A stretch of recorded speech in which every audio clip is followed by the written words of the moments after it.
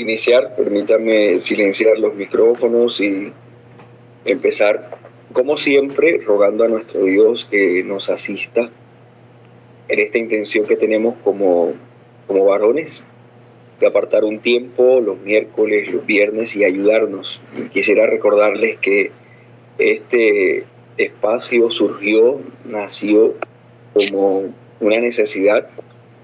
Veíamos que todos nosotros necesitábamos ser incentivados en la vida de lectura, de oración, y la mejor forma pues es animarnos los unos y los otros. Entonces decidimos tener este espacio para llamarnos a la oración y a la lectura, y en forma sistemática, como lo estamos haciendo precisamente para crecer en la comprensión de los textos bíblicos.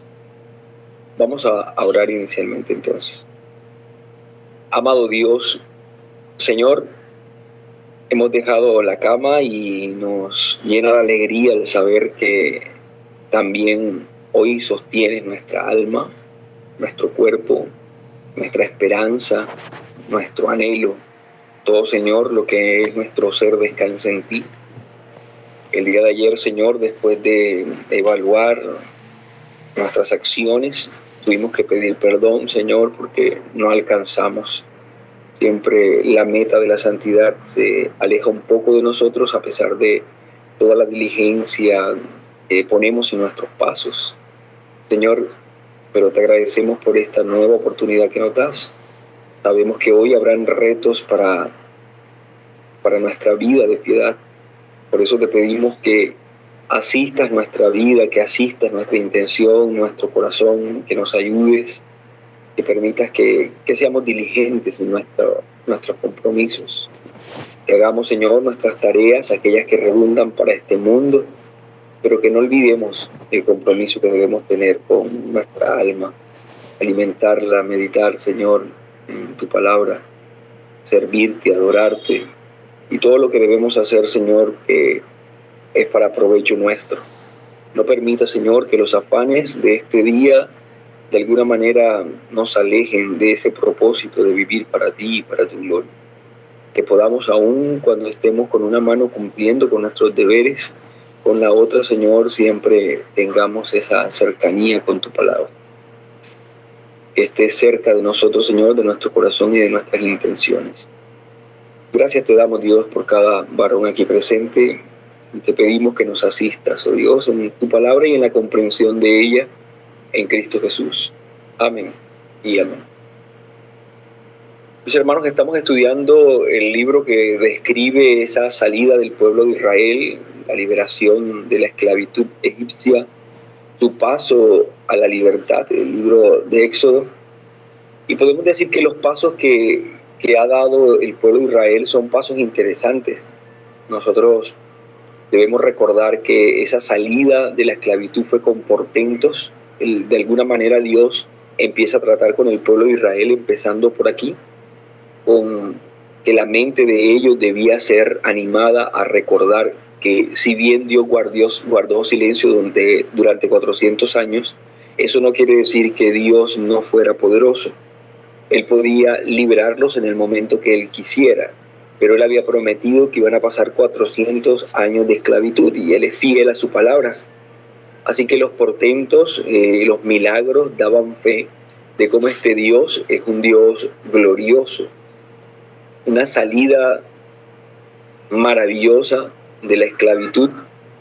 Luego vemos un bautismo a través de lo que señala su palabra, y que el Nuevo Testamento también le llama así, un bautismo al pasarlos por medio del Mar Rojo, testificando de que aquellos que antes eran esclavos ahora le pertenecían a Él, ahora eran su pueblo, y Él se complace como un padre en hacer todas y cada una de estas actividades que ha prometido de hacer con sus hijos: sostenerlos, alimentarlos, cuidarlos, guiarlos, disciplinarlos. Así que este ejercicio que estamos haciendo de acercarnos a Dios y el trato que Él tiene con el pueblo de Israel debe ser para nosotros un retrato de lo que es Dios y su trato con nosotros.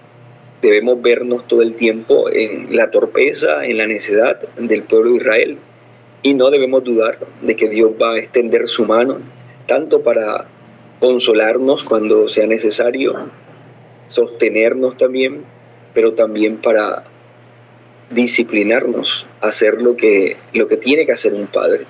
Y esto doloroso también ocurrirá. Entonces no hay duda que este Dios, que era un Dios todopoderoso, único, también es un Dios relacional, y eso se deja ver en la cercanía que tiene con el pueblo de Israel. Un Dios que entra en relación, y esta relación está enmarcada en aspectos legales, en lo que ya se ha explicado como el pacto. Nunca el hombre se ha relacionado con Dios en términos distintos o en términos libres. El hombre siempre se ha relacionado con Dios en un marco pactual. El pacto es por encima una iniciativa divina, así que es un pacto de gracia y que comunica algo de parte de Dios. Así como el pueblo de Israel estaba siendo dirigido por un pacto específico para llevarle a ser una nación plena y que disfrutaría de muchas cosas, nosotros hoy, la iglesia, estamos también en una nueva relación a través del mediador que es Cristo, pero en un pacto también, un pacto de gracia, un pacto redentor. Así que esta relación con Dios es una que está regulada, o está, digamos, más bien enmarcada en el pacto. Ahora, también nos es necesario el tener a nuestra mente o echar memoria de que esta relación es una relación que no debe ser vista como emocional, sino una relación de adoración. Nosotros, digamos, plagados por ese humanismo que hay en nuestros días, creemos que a Dios se le ama sintiéndolo, y hemos pensado en eso, en ese aspecto del amor emocional, pero eso se aplica para los hombres, para nosotros, para nuestras parejas, para todo lo que tiene que ver con nuestra relación con nuestros semejantes. Pero a Dios se le ama no sintiéndole, sino sirviéndole, temiéndole, obedeciéndole, adorándole, no teniendo simplemente estas descargas emocionales en cuanto a nuestra dirección a Dios. Y el decálogo es por excelencia entonces para el pueblo de Israel una directriz, pretende dirigirle en lo que Dios quiere como adoración, por lo tanto, de la manera en que Dios quiere ser amado. Dios quiere ser amado cuando le obedecemos. Y vamos a estar echando un vistazo en ciertos detalles de la relación de adoración del pueblo de Israel con Dios. Y vamos a concentrarnos entonces en el capítulo 25. Siempre es corto el tiempo para estas cosas, así que quizás presto atención en algunas y de una forma intencional no presto atención a otras. Así que si hay preguntas por allí, después nos encontramos en un pasillo y hablamos de eso. Pero quisiera entonces empezar por la primera parte que se encuentra entre el versículo 1 al versículo 9 de Éxodo 25. Esta quiero denominarle la adoración a Dios y las ofrendas. Dice de la siguiente manera: Jehová habló a Moisés diciendo: di a los hijos de Israel que tomen para mí ofrenda de todo varón que la diere de su voluntad de corazón, tomaréis mi ofrenda. Esta es la ofrenda que tomaréis de ellos: oro, plata, cobre, azul, púrpura, carmesí, lino fino, pelo de cabras, pieles de carneros teñidas de rojo, pieles de tejones, madera de acacia, aceite para el alumbrado, especias para el aceite de la unción y para el incienso aromático, piedras de onís y piedras de engaste para el efod y para el pectoral. Y harán un santuario para mí, y habitaré en medio de ellos, conforme a todo lo que yo te muestre, el diseño del tabernáculo y el diseño de todos sus utensilios, así lo haréis. Algunas verdades deben ser reconocidas, por lo menos en esta primera parte que ya les dije que he denominado la adoración y las ofrendas, y quisiera listarlas. La primera es que las ofrendas son ordenadas por Dios, y parece que lo que vamos a hablar pudiera ser algo obvio, pero es increíble cómo nuestra mente suele olvidar lo que es bastante sencillo y lo que es bastante repetitivo en las Escrituras. En su momento vimos cómo llegó Jetro, y quiero traerlo a memoria, llegó Jetro delante de Moisés y reconoció en él la necesidad de un consejo y expresó su consejo Jetro, y había sabiduría, y vimos sabiduría en las palabras del suegro de Moisés. Y recordemos que allí decíamos que los consejos de los hombres deben tener un lugar en nuestra vida. Hay sabiduría en mucho de lo que se aplica para este mundo. Hay sabiduría en las ciencias de las finanzas, en las estrategias del mercado, en cualquier cosa que de alguna manera ayude a que nosotros podamos estar mejor en este mundo. Hay mucha sabiduría que circula a nuestro alrededor en las redes sociales. Hay tanto para leer, hay tanto para estudiar, hay tanto de lo que hoy podemos aprovecharnos, pero es como el consejo de Jetro, es simplemente algo que se puede aplicar para esta tierra. Pero cuando hablamos de los asuntos divinos, cuando hablamos de la adoración, no debemos buscar en la sabiduría humana aquello que solamente se desprende de la mente sabia y poderosa de nuestro Dios. Las ofrendas no hacen parte de un consejo de los hombres. No es, digamos, una iniciativa de los empresarios cristianos o los administradores que sugieren una determinada forma de administrar nuestros recursos para de alguna manera sostenernos en el tiempo. Tampoco es de alguna manera un consenso al que llegamos en forma colectiva como pueblo, porque sabemos que es necesario, vivimos en este mundo y hay que recoger ofrendas para nuestra supervivencia. Nada de esto debe verse así. Disculpe, pastor. Dígame. No se escuchó después cuando empezó a hablar de las ofrendas hasta hace nada. ¿Solo no me escuchaste tú o los demás no me escucharon? No sé, pregunto, disculpe que le interrumpa. Ok, pregunto. Yo sí lo escuché. Ok, o sea que el problema es tuyo. Dele, pues. Bueno, entonces les decía que debemos pensar que las ofrendas no vienen del consejo de los hombres o de la iniciativa de los hombres, sino de Dios. De hecho, las palabras que están en el texto son muy claras.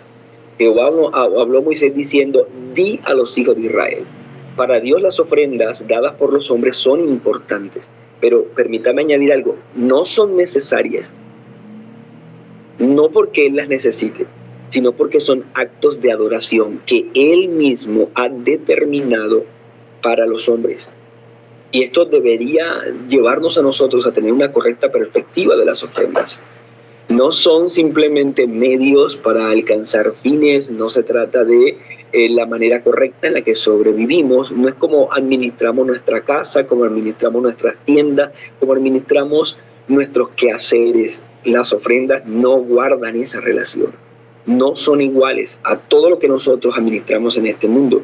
Cuando hablamos de las ofrendas, hablamos de la manera en que Dios ha querido que nosotros le adoremos. Una de estas formas en que Él ha establecido en que el pueblo debe adorarle. Dios pudo levantar con su poder santo un templo en medio del desierto, considero, una fortaleza de su gloria, y sería más esplendoroso que cualquier templo que el hombre hubiese hecho. Sería algo único. Pero si se trata de adoración, entonces Dios involucra al pueblo para que éste adore. Y la manera primaria en la que debe hacerlo, por lo menos desde este pasaje, es que debe ofrecer ofrenda. La mejor forma en que empleamos nuestros recursos es en la dedicación de una parte de ellos para la adoración a Dios. Es la forma en que nosotros estamos reconociendo que lo que Él nos ha dado debe rendir tributo a aquel que lo dio. Entonces lo primero, mis queridos hermanos, es que las ofrendas son ordenadas por Dios y lo enseña el texto. Lo segundo es que son actos de adoración dirigidos hacia Dios, ordenados por Dios, y son actos de adoración dirigidos hacia Dios. Note lo que dice el versículo 2. Di a los hijos de Israel que tomen para mí ofrenda. Y esto es sumamente importante. Son dirigidas por Dios, son en dirección a Dios, porque Él lo pide así. Esta verdad es básica como principio de adoración. Quien pide sin necesitar de nosotros es el mismo Dios. Y cuando damos, le damos a Él. No nos necesita, pero pide de nosotros adoración. Y sabemos que nunca, en un sentido físico, las ofrendas pasan de nuestra mano a las manos de Dios. Eso nunca ocurre. Y esta es la razón por la que algunos, e incluso cristianos, terminan entonces negándose a este acto de adoración y viven en rebeldía, porque consideran que como las ofrendas no pasan a la presencia de Dios, entonces no tiene sentido que se le entregue. Pero cuando nosotros vemos que la adoración repercute, la ofrenda repercute en la forma en que Dios es adorado, el mismo Dios reconoce que eso va para Él. Todo lo que es para su gloria, todo lo que es para su majestad, todo lo que es para el reconocimiento de su grandeza, Dios recibe esto para Él. Recuerde que Ananías y Zafira, aun cuando entregaron a los apóstoles lo que le dieron por su heredad, ellos estaban mintiendo y manipulando, como dice el apóstol Pedro, no a los hombres, aunque los hombres eran los que tenían la administración de los recursos, era hacia Dios. ¿Por qué? Porque la iglesia primitiva entendía que toda ofrenda es, en todo sentido, en dirección a Dios. Entonces son actos de adoración dirigidos hacia Dios. Lo tercero que vemos en el pasaje que nos habla de las ofrendas es que son acciones de adoración con dos demandas particulares. Hay dos características que Dios demanda de esta adoración y de este tipo de adoración específico que creo que debemos resaltar. El versículo 2 dice: di a los hijos de Israel que tomen para mí, recuerde que es para él, ofrenda de todo varón que la diere de su voluntad de corazón, tomaré mi ofrenda. Y esto pone en aprieto nuestras acciones, porque creo que si hay algo en lo que nuestro corazón no se alegra es en el dar. Pero Dios está pidiendo no solamente que nosotros vayamos delante de su presencia con demostraciones de adoración en ofrenda, sino que nuestra voluntad, o sea, que lo que hay en nuestro corazón sea un gozo al hacerlo, que nos parezca necesario el hacerlo. Deben ser ofrendas voluntarias, deben ser ofrendas que broten de nuestro corazón. Y yo quiero recordar las palabras del rey David. Recuerde cuando se construía aquello que también ocurrió más adelante en la construcción del templo. Se repitió lo mismo. El pueblo debía empezar este tiempo de adoración a través de un espacio físico con ofrendas, y Dios lo pidió así. Y recordemos aquellas palabras que creo que son muy elocuentes y muy dignas de ser meditadas para nosotros el día de hoy. En primer libro de Crónicas, capítulo 29, versículo 16 hasta el 18, dice: oh Jehová Dios nuestro, toda esta abundancia que hemos preparado para edificar casa a tu santo nombre, de tu mano es, y todo es tuyo. Yo sé, Dios mío, que tú escudriñas los corazones, escuchen bien, y que la rectitud te agrada. Por eso yo, con rectitud de mi corazón, voluntariamente te he ofrecido todo esto. Y ahora he visto con alegría que tu pueblo reunido aquí ahora ha dado para ti espontáneamente. Jehová, Dios de Abraham, de Isaac, de Israel, nuestros padres, conserva perpetuamente esta voluntad del corazón de tu pueblo. Encamina su corazón a ti. Debería ser esta nuestra adoración, y debería ser esta lo que brota de nuestro corazón cada vez que ofrendamos. El reconocer todo te pertenece a ti, Señor. Nos permites traer algo de lo que nos das, y queremos hacerlo de todo corazón. Lo queremos hacer voluntariamente. No pudiéramos pensar que se va algo valioso cuando ofrendamos, sino que es valioso el que Dios nos permita hacerlo. Si ocurrió en el tabernáculo, si ocurrió en el templo con David, ¿cómo debe ser hoy que somos el templo? Y usted dirá, pues no necesitamos, porque somos un templo espiritual y no físico. Pero eso no es lo que enseña la Escritura. El que siembra escasamente también segará escasamente. El que siembra generosamente, generosamente también segará. Cada uno dé lo mismo, como propuso en su corazón, debe haber una alegría, no con tristeza ni por necesidad, porque Dios ama al dador alegre. Y es poderoso es Dios para hacer que abunde en vosotros toda gracia, aquello que pidió David, a fin de que teniendo siempre en todas las cosas todo lo suficiente, abundéis para toda buena obra. Mis hermanos, esto es lo que también se pide de nosotros el día de hoy. Entonces, son acciones de adoración con demandas particulares, libre voluntad y el corazón. El Señor nos ayude de verdad en esto. Lo cuarto es que las ofrendas son de acuerdo a la providencia. Y si usted lo ve bien en esa lista que estuvimos leyendo, se presentan una cantidad de materiales, lo que quiere decir que el pueblo debía dar conforme a lo que tenía en su mano. Miremos que Dios no solamente demanda las ofrendas, sino que entrega distintas formas de adoración que se aplican a su condición económica o a lo que el Señor mismo ha determinado en su voluntad libre que el pueblo o que cada uno de ellos tuviese en su mano. El que no ofrendaba por una cosa o debía ofrendar por otra. Siempre se tiene algo para dar. Y esto es lo que nosotros debemos reconocer con nuestra adoración. El que no ofrenda es porque cree que Dios no le ha puesto nada en la mano. Y esto puede ser señal de dos cosas. Uno, de arrogancia, el pensar que si tiene algo es porque lo consiguió por su propio mérito. Y el otro puede ser una señal de ingratitud, porque piensa que lo que tiene no es suficiente como para ofrendar.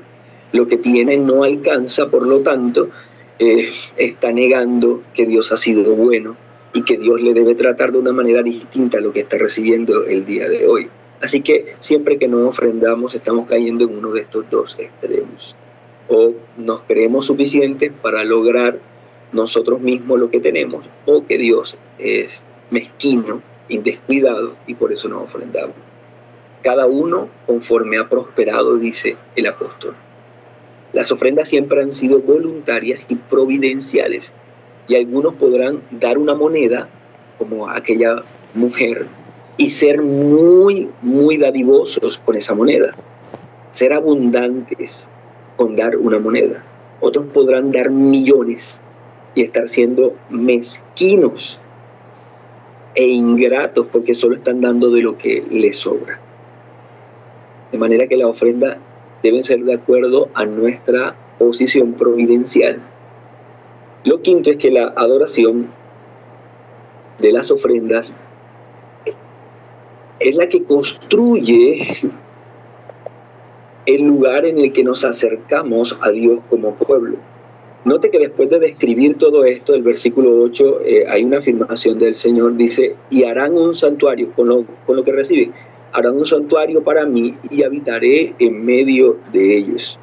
Las ofrendas hacen parte de nuestra cercanía con Dios y Él con nosotros.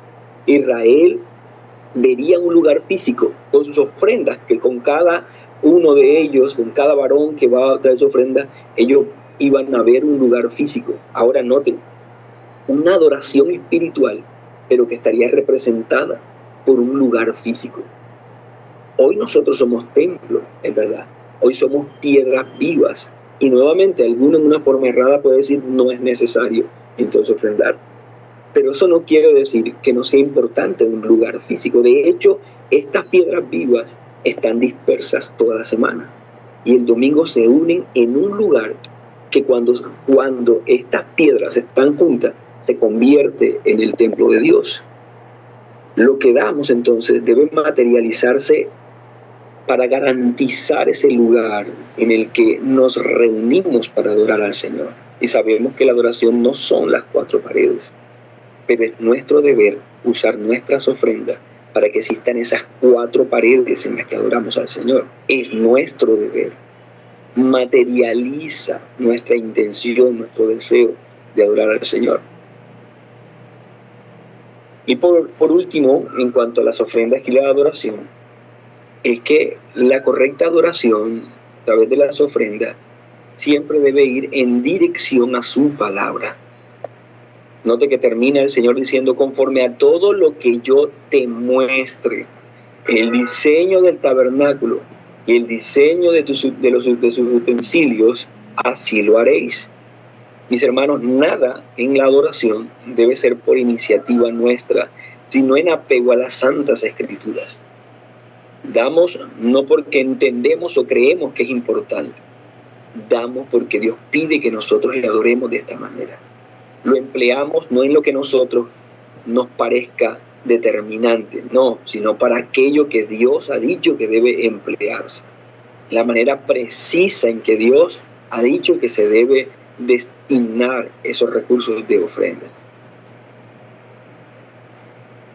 Bien, y lo que sigue a continuación son, se puede decir así, expresiones de cuán importante va a ser la palabra de Dios en la adoración. Y pudiéramos hacer un ejercicio que nos demoraríamos muchísimo, pero que sabemos que estos espacios no nos alcanzan para ello, y más cuando ya se acaba el tiempo. Permítame leer y decir algo sencillo. Éxodo 25, versículo 10 en adelante. Harán también un arca de madera de acacia, cuya longitud será de 2 codos y medio, de su anchura de codo y medio y su altura de codo y medio, y la cubrirás de oro puro por dentro y por fuera, y harás sobre ella una cornisa de oro alrededor. Fundirás para ella 4 anillos de oro que pondrás en sus 4 esquinas, 2 anillos a un lado de ella y 2 anillos al otro lado. Harás unas varas de madera de acacia, las cuales cubrirás de oro, y meterás las varas por los anillos a los lados del arca, para llevar el arca con ellas. Las varas quedarán en los anillos del arca, no se quitarán de ella, y pondrás en el arca el testimonio que yo te daré, y harás un propiciatorio de oro fino, cuya longitud será de 2 codos y medio, y su anchura de codo y medio. Y harás también 2 querubines de oro labrados a martillo, lo harás en los 2 extremos del propiciatorio. Harás pues un querubín en un extremo y un querubín en el otro extremo de una pieza con el propiciatorio, hasta que los querubines en sus 2 extremos. Y los querubines extenderán por encima las alas, cubrirán con sus alas el propiciatorio, sus rostros el uno enfrente del otro, mirando al propiciatorio los rostros de los querubines. Y pondrás el propiciatorio encima del arca, y en el arca pondrás el testimonio que yo te daré. Y de allí me declararé a ti y hablaré contigo de sobre el propiciatorio, de entre los 2 querubines que están sobre el arca del testimonio, todo lo que yo te mandare para los hijos de Israel. Y estamos hablando entonces, mis hermanos, del arca, que era un cofre recubierto de oro, que se iba a guardar en él algo que Dios llama el testimonio, que nosotros sabemos que son las tablas de la ley. Estas tablas son llamadas testimonio, y en ellas Dios da testimonio de su voluntad, y serían un testimonio de si los israelitas iban a ser obedientes o desobedientes. Serían un testimonio de su relación con él. El arca fue puesta en el lugar santísimo, el sumo sacerdote lo rocía con la sangre de su sacrificio, del sacrificio del cordero, y recordemos que esto simbolizaba la presencia de Dios, y esto habla de lo central que era la palabra en la adoración en medio del pueblo. Podemos decir que nuestra alabanza orbita en la palabra. Por fuera de ella no es alabanza, no es adoración. Y es desde ella donde salía la voz, por lo tanto, Moisés escuchaba y transmitía al pueblo. Y ese es el papel de todo predicador. Escucha la voz de Dios a través de la palabra, y él debe transmitirla al pueblo. Ese es el deber de todo varón también, venir a la Escritura, escuchar la palabra de Dios y transmitirla a su familia. Luego viene la mesa para el pan. Sigo leyendo. Harás asimismo una mesa de madera de acacia, su longitud será de 2 codos y de 1 codo de su anchura, y su altura de codo y medio, y las cubrirás de oro puro, y harás una cornisa de oro alrededor, y las harás también una moldura alrededor de 1 palmo menor de anchura, y harás a la moldura una cornisa de oro alrededor, y las harás 4 anillos de oro, los cuales pondrás en las 4 esquinas que corresponden a sus 4 patas. Los anillos estarán debajo de la moldura, por lugares de las varas para llevar la mesa, y harás las varas de madera de acacia y las cubrirás de oro, y con ellas serán llevada la mesa. Harás también sus platos, sus cucharas, sus cubiertas, sus tazones, con que se libará de oro finos las arras. Y pondrás sobre la mesa el pan de la propiciación delante de mí continuamente. Había que hacer entonces una mesa de madera revestida de oro para ponerla en la primera habitación del tabernáculo, y debía tener allí continuamente pan de la propiciación. La mesa, sus utensilios en ella y su uso parecen de alguna manera mostrar algo especial. Y yo creo que todos nosotros podemos entender la analogía. Dios quiere que en medio de su presencia exista entonces el pan, porque debía haber una mesa consagrada para hablar de alimento, para tipificar la comunión con Dios. Esa mesa tipificaba que Dios estaba teniendo relación con ellos a través del alimento. Una mesa con pan. Mi hermano, Dios demandó siempre alimento en su casa. Y eso habla de la comunión con Dios. Y cuán abundantes son los cuidados de nuestro Padre Celestial, que nos ha dado al pan de vida, que es nuestro Señor Jesucristo, y que constantemente nos invita a su mesa. Constituyó en su cuerpo precisamente el alimento para nuestra alma.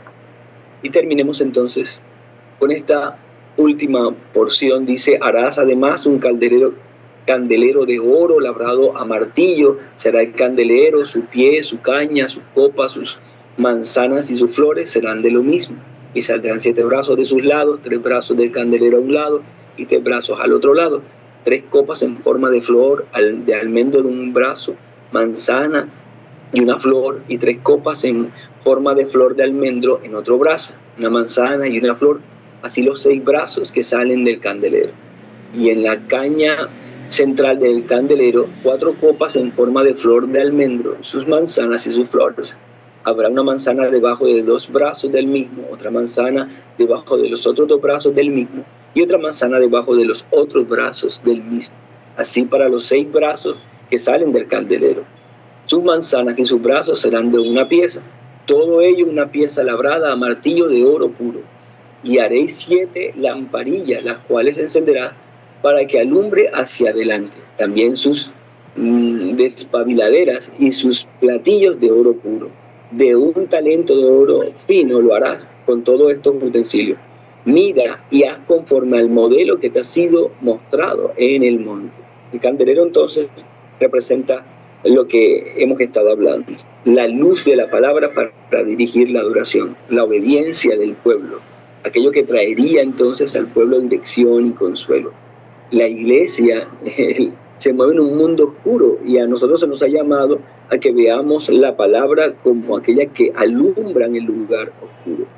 También la iglesia ha sido llamada la luz del mundo. Dios dice a Moisés que todo lo debe hacer conforme a su instrucción. El Señor Jesucristo, recordemos, en la Gran Comisión, dijo que nosotros debíamos enseñar a los demás discípulos que guarden todas las cosas que Él ha mandado. Así que recordemos que hoy somos el templo, recordemos que la ley está en nuestro corazón, que la palabra es la que regula nuestra adoración, que debemos ir al mundo a mostrar el evangelio, la luz. Debemos ser aquel pueblo que para Él es importante la adoración como Dios lo presentó desde el Antiguo Testamento. Oremos. Señor Dios, te damos gracias por este tiempo que nos regalas y por tu palabra que es la luz, por todo lo que nosotros hoy aprendimos y que echamos memoria, Señor. Gracias por todo y ayúdanos, oh Dios, conforme a tu verdad en Cristo Jesús. Amén y amén.